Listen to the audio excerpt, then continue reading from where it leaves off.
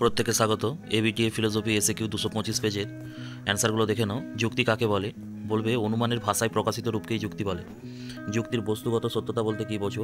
যুক্তির বস্তুগত সত্যতা বলতে বোঝায় যুক্তির বিষয়বস্তুর সত্যতা বা যুক্তির অন্তর্গত বচনগুলির সত্যতা ও মিথ্যাত্বকে।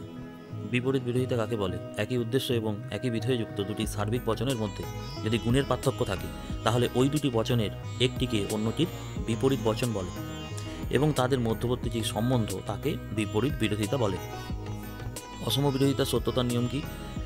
যদি বিশেষ বচনটি সত্য হয় তাহলে তার অনুরূপ বিশেষ বচনটি অনুবর্তী সত্য হবে, কিন্তু এর বিপরীত কথা অনুবর্তী মিথ্যা হয় তাহলে তার অনুরূপ সামান্য বচন অতিবর্তী অবশ্যই মিথ্যা হবে, কিন্তু এর বিপরীত কথা সত্য নয়।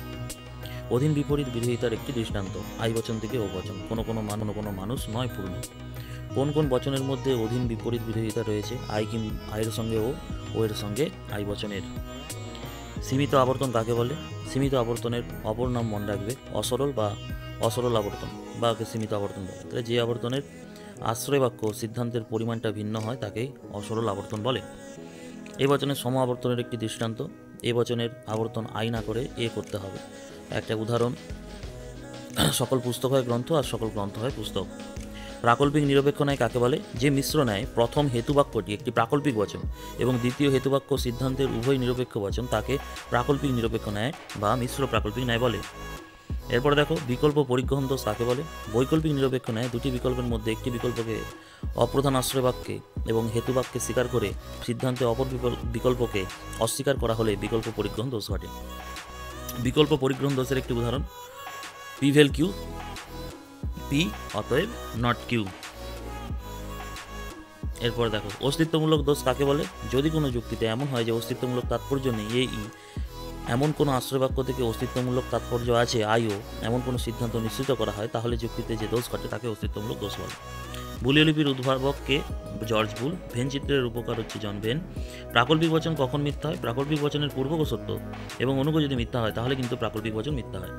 নট পি কখন সত্য হয়? যদি পি এর মানটা এফ হয়, মানে নট থাকলে কী হবে? উল্টে যাবে, তখন টি হয়ে যাবে। বৈকল্পিক বচনের অংশগুলিকে কী বলে? বিকল্প বলে। বৈকল্পিক বচনের দুটো অংশ থাকে, প্রথম বিকল্প দ্বিতীয় বিকল্প। আরোহ অনুমানের বস্তুগত ভিত্তি কী কী? পর্যবেক্ষণ এবং পরীক্ষণ।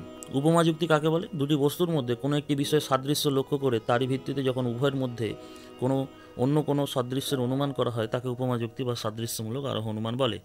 যেমন পৃথিবী ও মঙ্গল গ্রহে জল মাটি তা মধ্যাকর্ষণ একই ধরনের আবহাওয়া দেখে পৃথিবীতে প্রাণের অস্তিত্ব দেখে যদি মঙ্গল গ্রহে উপরোক্ত সাদৃশ্যগুলির ভিত্তিতে অনুমান করি যে সম্ভবত মঙ্গল গ্রহেও প্রাণী আছে, তবে এই যুক্তিটি অনুমানটি হবে কি? উপমা যুক্তি হবে।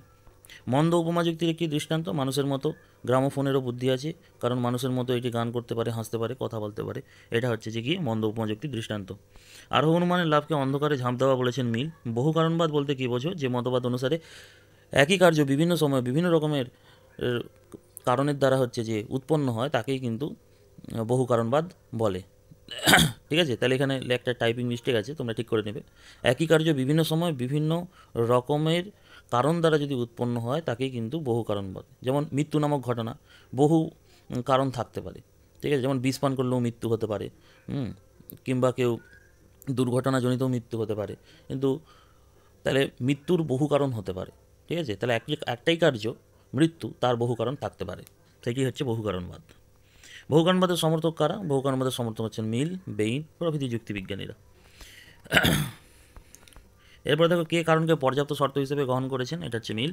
ক হলো ক্ষয়ের আবশ্যিক শর্ত। এ কথার বলার অর্থ হচ্ছে যদি ক নয় তবে খ নয়। আবশ্যিক শর্ত হিসেবে কারণের একটি দৃষ্টান্ত, যে ঘটনা না ঘটলে কোনো বিশেষ কার্য ঘটতে পারে না সেই ঘটনাকে বিশেষ কার্যের আবশ্যিক শর্ত বলে। যেমন মেঘ না করলে বৃষ্টি হয় না, কাজেই মেঘ করা হলো বৃষ্টি হওয়ার আবশ্যিক শর্ত। এরপরে তোমাদের 244 পেজের সেটের অ্যান্সারগুলো করে দেওয়া হবে। তোমরা চ্যানেলটা অবশ্যই সাবস্ক্রাইব করে বন্ধুদের মধ্যে ভিডিওটা শেয়ার করে দিও।